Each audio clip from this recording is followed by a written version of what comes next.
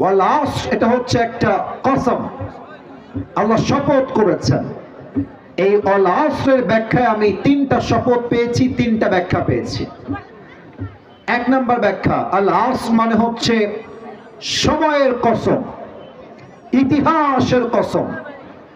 আচ্ছা বলেন তো, আমরা যখন কসম করি, আমরা কসম কোনো মানুষের নামে করি না, কোনো বাপ দাদার নামে করি না, আমরা কসম করব এক সত্তার নামে। আওয়াজ দিয়ে বলেন সবাই, তিনি কে?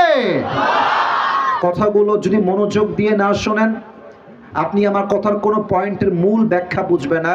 এদিকে এদিকে, চোখ এদিকে, আব্বা যান, প্রিয় ভাইরা, চোখ এদিকে। যা হয়ে যাক হয়ে যাক, কিয়ামত কায়েম হয়ে গেল, চোখ আমার দিকে থাকবে, ঠিক কিনা বলেন? ডান বাম করবেন, আমার চোখে চোখ রাখেন। এক নাম্বার, ইতিহাসের কসম, সময়ের কসম। আমরা যে আল্লাহর নামে কসম করি, কসম করে আমরা এটা বোঝাই যে আমি যা বলছি এটা আমি তোমাকে সত্য বলছি, আমি তোমাকে মিথ্যা বলছি না। মনে করেন আপনার ভাই আপনাকে বলল যে তুই কালকে অমুক জায়গায় আমার সঙ্গে সাক্ষাৎ করবি। তো আপনি বললেন যে ভাই ঠিক আছে, কালকে সকালে দেখা হবে। ভাই ঠিক আছে, নাগরপুরের ফুটবল মাঠে দেখা হবে আমাদের। তো ভাই বলছে না না, বিশ্বাস হচ্ছে তুই আসবি, ভালো করে বল। আপনি বললেন ভাই আল্লাহর কসম কালকে আসবো। বিশ্বাস হবে কি হবে না? হবে। আল্লাহর নামে কসম করেছে। তো আমরা গুরুত্ব বোঝাবার নামে আল্লাহর নামে কসম করি, আর সেই আল্লাহ গুরুত্ব বোঝাবার জন্য কিসের কসম করছেন? সময়ের কসম, ইতিহাসের কসম। ইতিহাসের কসম কেন?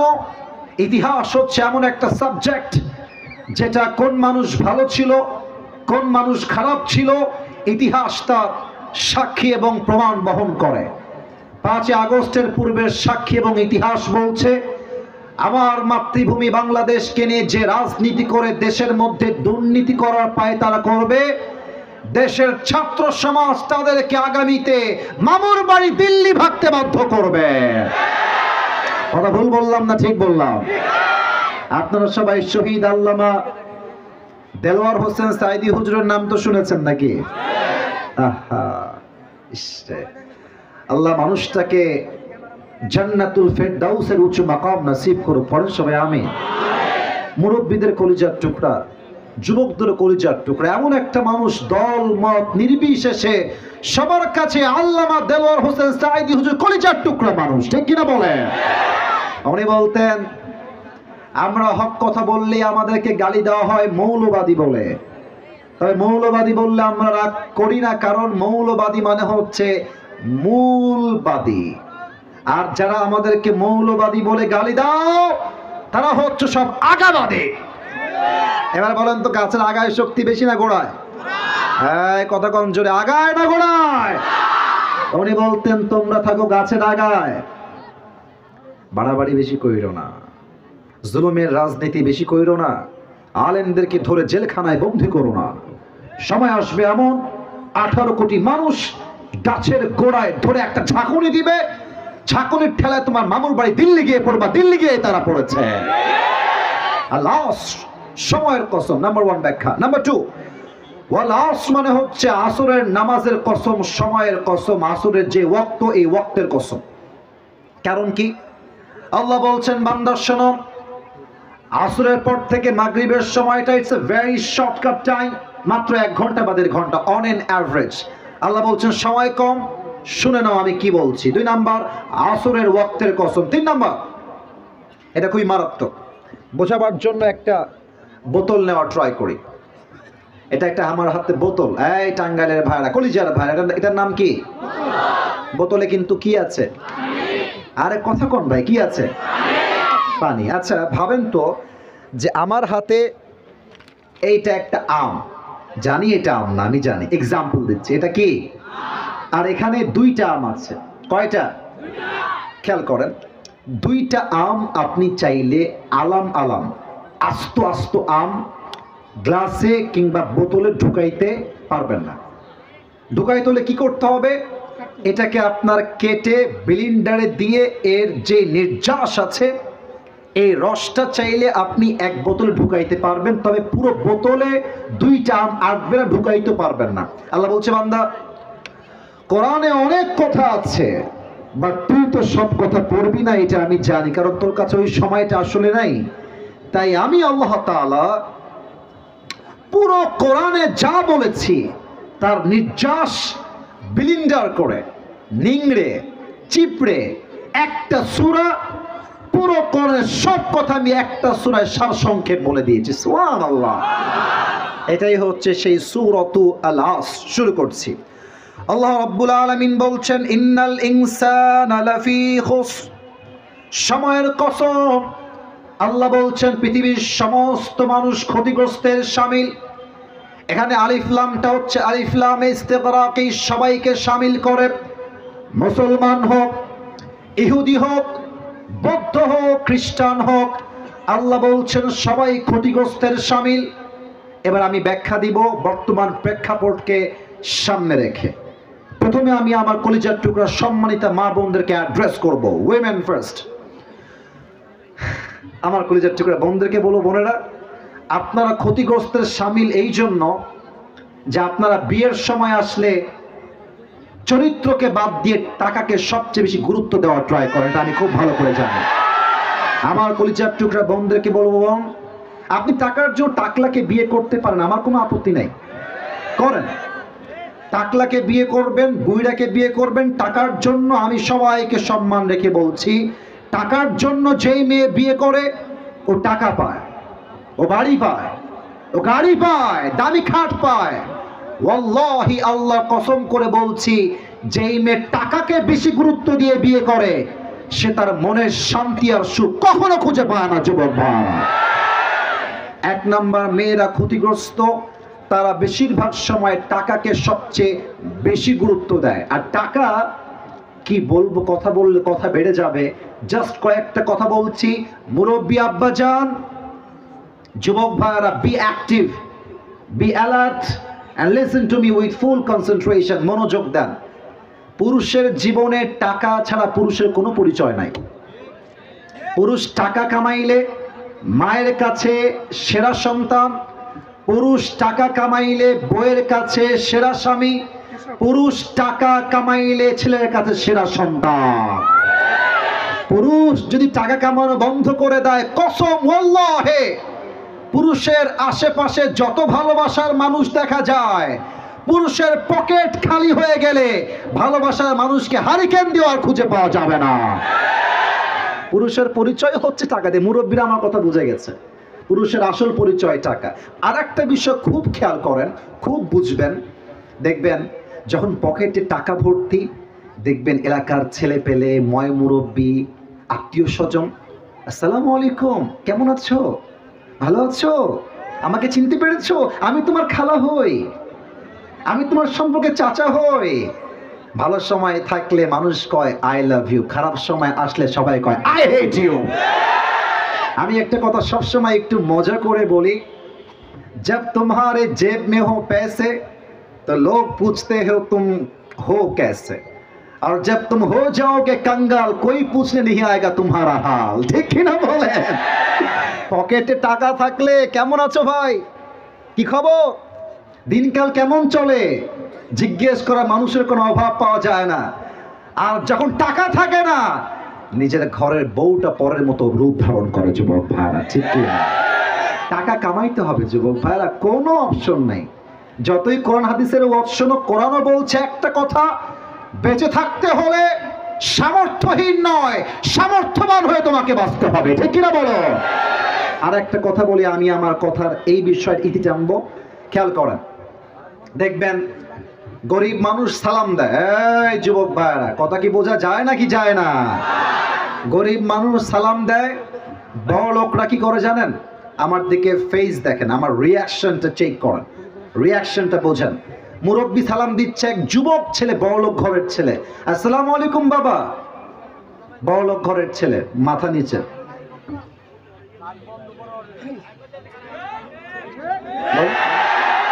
মানে এমন একটা ভাব, টাকা পেয়ে মনে পুরো দেশটা ওর বাপের হয়ে গেছে। বেটা, টাকা আজ আছে কাল থাকবে না, আর সম্মান আর ব্যক্তিত্ব মানুষের সবচেয়ে বড় পরিচয়। যুবক ভাইরা, তো আমি বলি, টাকা না থাকলে সালামের জবাব পাওয়া যায় না।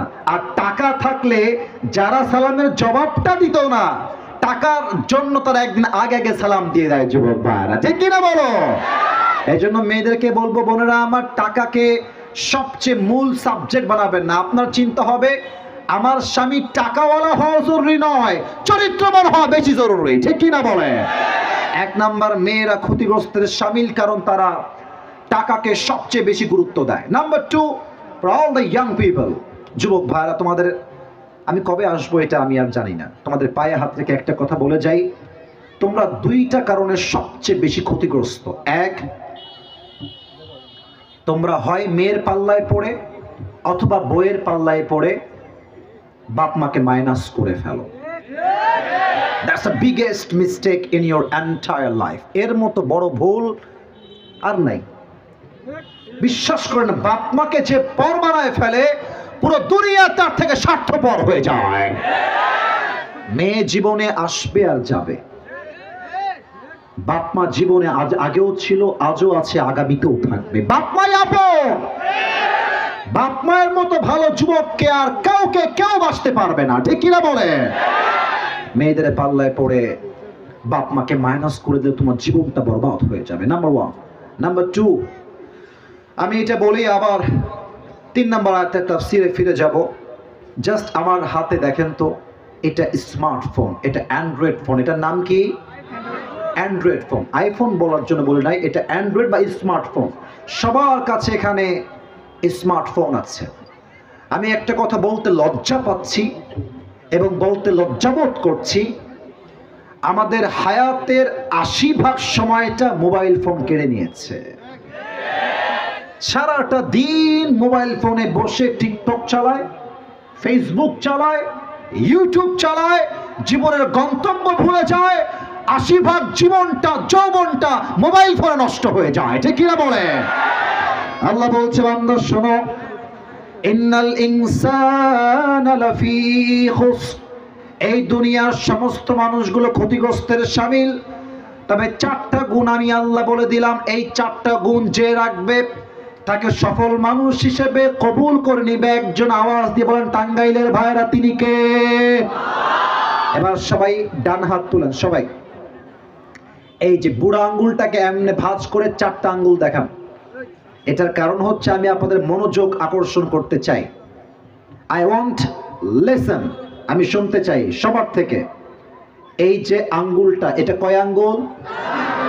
4 আঙ্গুল। বলেন সবাই, কয় আঙ্গুল? I want to listen the answer from all the people. আল্লাহ বলেছেন কয়টা গুণ থাকলে সফল হবা? বলেন সবাই, কয়টা?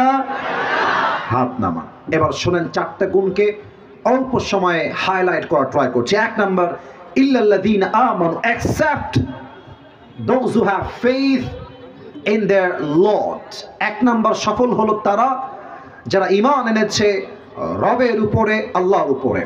আমি জানি যে ঈমানের কথা খুবই কমন, খুবই নর্মাল সাবজেক্ট, বাট একটা কথা বলতে চাই, আল্লামা দেলোয়ার হোসেন সাঈদী হুজুর সহ অনেক আলেমকে জেলখানার মধ্যে পচিয়ে ইনজেকশন পুশ করে হত্যা করা হয়েছে টাঙ্গাইলের ভাড়া। আল্লামা দেলোয়ার হোসেন সাঈদী হুজুর বছরের পর বছর জেল খেটেছে, শহীদ হয়ে গিয়েছে, তবুও তিনি বাতিলের সামনে মাথা নত করেন নাই। এটাই হলো ঈমান। আচ্ছা, এটাকে আমি একটু রাখলাম। আর একটা জিনিস বলতে চাই, আমার 2 হাত দেখেন তো সবাই। এমনে একজন যুবক তার 2 হাত পেতে দিয়ে গুলি খেয়ে শহীদ হয়েছিল। যুবকটার নাম কি? জোরে কোন নাম কি? শহীদ আবু সাঈদ। খেয়াল করেন তো, একটা কথা এখন বলবো, স্যারেরা আছেন, আপনারা কেউ আমার কথায় স্যাররা রাগ করবেন না, আমি আপনাদের পক্ষের, আপনারা আমার ভালোবাসার, আমিও আপনাদের সবার ভালোবাসা। দেশের মধ্যে পুলিশ, বিডিআর তাদের পোশাক চেঞ্জ করলে হবে না, চরিত্র এবং সিস্টেমকে চেঞ্জ করতে হবে।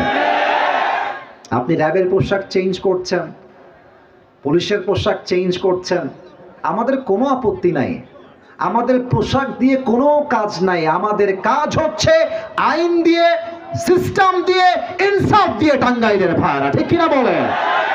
কিন্তু আমার কাছে অবাক লাগলো, পোশাক দিয়েছে এমন কিছু পোশাক মনে হচ্ছে সিকিউরিটি গার্ড। রাগ করবেন না, আমি দেশের শত্রু নই, দেশের শত্রু আমি আসিফ হুজুর নই। আমাদের কথা হচ্ছে এইটা, র্যাবের যে পোশাকটা দিয়েছেন মনে হচ্ছে চাচা চাচা, ভয় লাগবে না। আরে কালো পোশাক ছিল, দেখলে ভয় লাগতো, একটা ব্যক্তিত্ববোধ ছিল, একটা প্রভাব ছিল। এখন র্যাবের পোশাক হয়েছে সিকিউরিটি গার্ডের কালারের মতো। আমার কথা পোশাক দিয়ে নয়, আপনারা পোশাক চেঞ্জ করছেন, আপত্তি নাই। পোশাক চেঞ্জ করার পূর্বে আইন এবং নীতিমালা আপনাদেরকে চেঞ্জ করতে হবে, ঠিক কিনা বলে?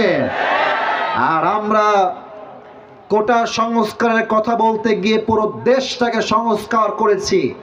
অতএব যদি কোনো পুলিশের চাকরি, র্যাবের চাকরি কোটার জন্য বেশি গুরুত্ব পেয়ে যোগ্যতা সম্পূর্ণ যুবকের চাকরি না হয়, এই দেশটাকে আমাদের দ্বিতীয়বার আবার স্বাধীন করতে হবে যুবক ভাইরা, ঠিক কিনা বলে? তো আমি যেই কথাটা বলছিলাম, আমার প্রিয় টাঙ্গাইলের ভাইরা, শহীদ আবু সাইদ তার 2 হাত পেতে দিয়েছে।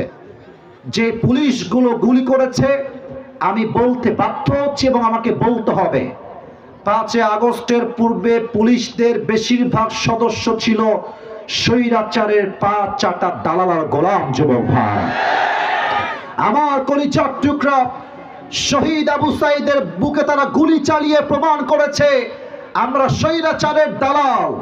আর শহীদ আবু সাইদ প্রমাণ করেছে জীবন নিতে চাইলে জীবন নিয়ে নাও, জীবন দিতে প্রস্তুত আছি, শহীদ হতে প্রস্তুত আছি, বাট বাতিলের সামনে আমার মাথা কখনো নত হবে না। যুবক ভাইরা, দিস ইজ ঈমান, এটাই ঈমান।